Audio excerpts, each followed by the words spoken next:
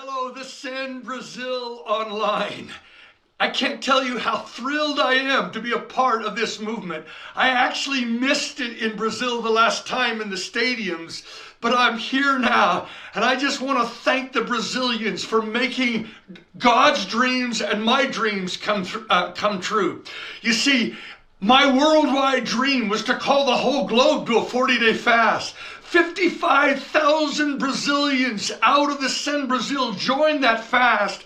And when the sound went out, erupted all over the world. It became a global 40-day fast. Brazil, you led the parade of history. And now today, I want to release another dream. The assignments on my life. 2 assignments. The whole globe fasting 40 days. You've done it. And now the whole globe praying the prayer that Jesus gave to us as the solution to the great problem. The harvest truly is plentiful, but the laborers are few.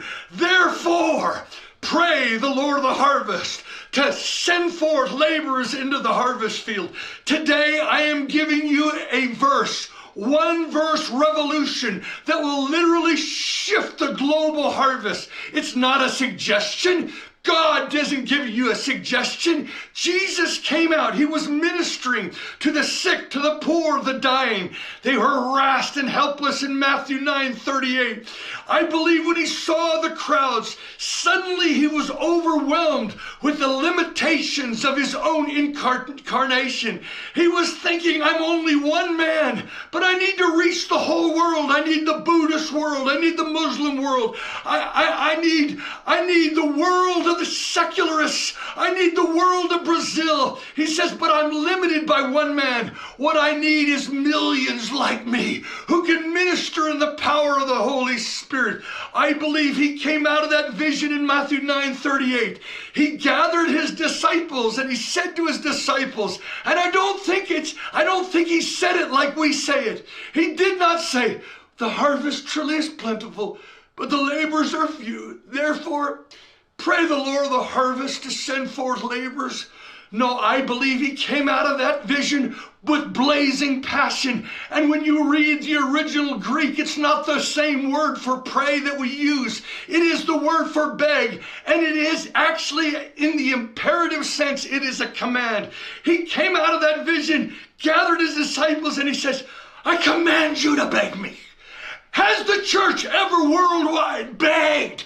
Day after day, begged the Lord of the harvest to hurl forth laborers into the harvest field. It was a command. Have we treated the master of the harvest word simply as a suggestion? No.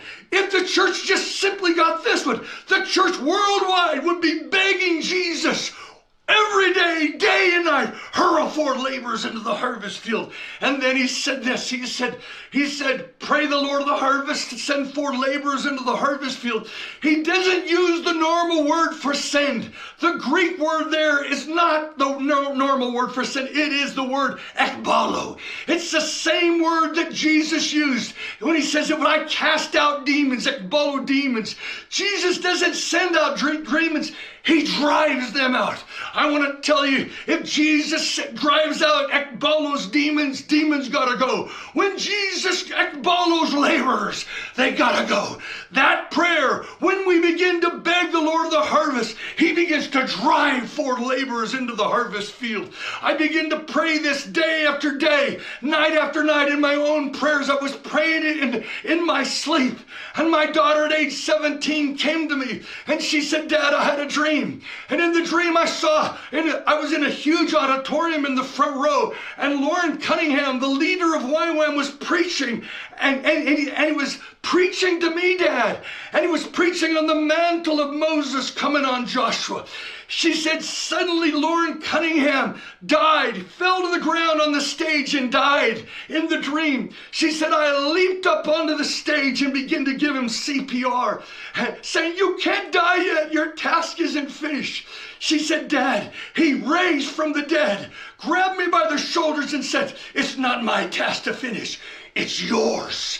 She got ekboloed and went into the mission field because of a dream. I believe Lauren Cunningham is a symbol of Jesus, the Lord of the harvest, who is calling his church to pray, Lord of the harvest, hurl forth laborers into the harvest field. I saw the answer to it in my own family. Why? God was telling me it works. The prayer works. And if the church worldwide would be praying this, what if millions across the world are hearing the prayers of Jesus is hurling them forth in Russia, in Indonesia, in Canada, in Australia. Our prayers are reaping a harvesting field, harvesters for the field of harvest. Then I kept praying. My son came to me.